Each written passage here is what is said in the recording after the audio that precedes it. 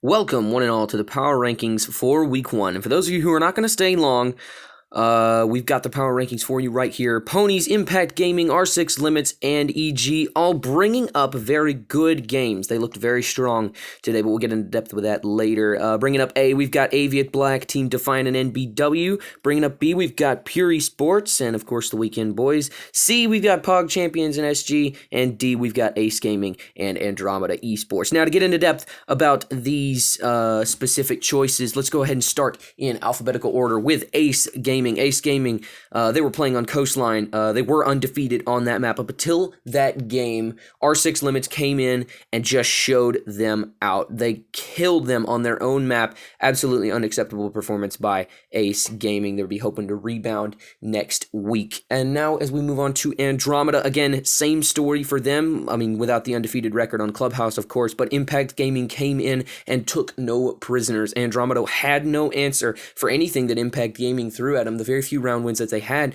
were because they won off of kills. And then we're going to go ahead and be moving on to Aviate Black, a stronger looking team on one of the many Coastline games this week. They played Pure Esports. They did a really good job. They looked super strong doing it. Their roam game was highly disruptive, as a roam game is, and they always knew when to fall back to site. So good job on them. Team Defiant next to them. It's going to be an A from them as well. Team Defiant, they won over SG, again on Coastline. Same story pretty much there. They had very disruptive roam game. Just overall very good play from them. They were very balanced. They had very good rotations. They just really were a good team this week. Eternal Gaming, S+.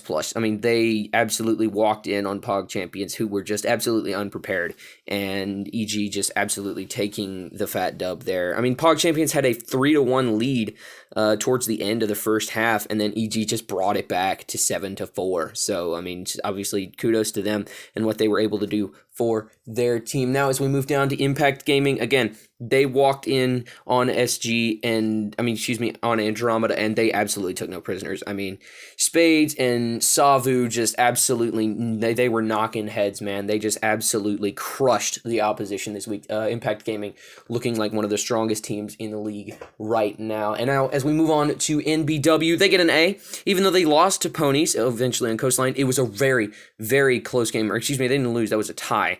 I apologize for that. But either way, NBW, the reason that they're lower than Ponies right now is because they had a 6-4 lead, I believe, and then the Ponies were able to bring it back in one of the most exciting ties I think I've ever seen in my life. But again, they looked really strong doing it, and I cannot wait to see what their team has to offer again next week. So moving on from NBW, we're going to go to Pog Champions. Obviously, they just looked wholly unprepared. They were playing with a bunch of subs in that game.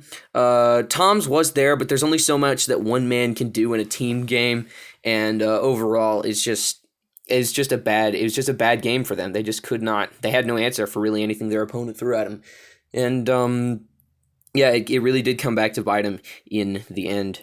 Moving on to Ponies, I mean, they brought it back 4-6 to get the tie there on Coastline, and I mean, they just looked super strong doing it. They were winning gunfights, they used their utility, they played smart, and they were able to bring it back. So kudos to Ponies. Can't wait to see more of them. Obviously, one of the strongest teams in the league. We did expect this out of them. Pure Esports, bringing up the B category. They lost to Aviate, but again, they didn't look too weak doing it. They gave Aviate a challenge, and definitely excited to see more of what their team has to offer. They really did.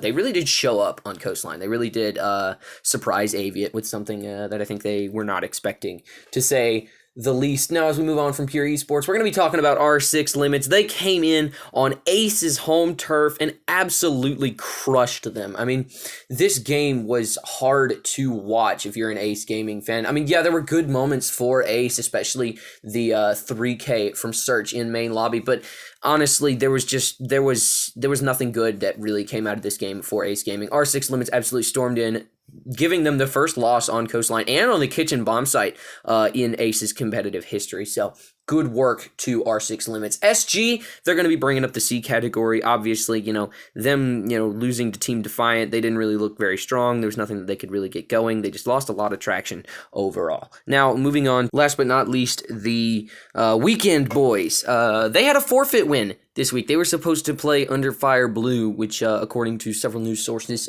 disbanded. So we may get to see a waiting list team come in, and that will certainly be interesting. I believe the two teams on the list right now are IPM and Odin Gaming.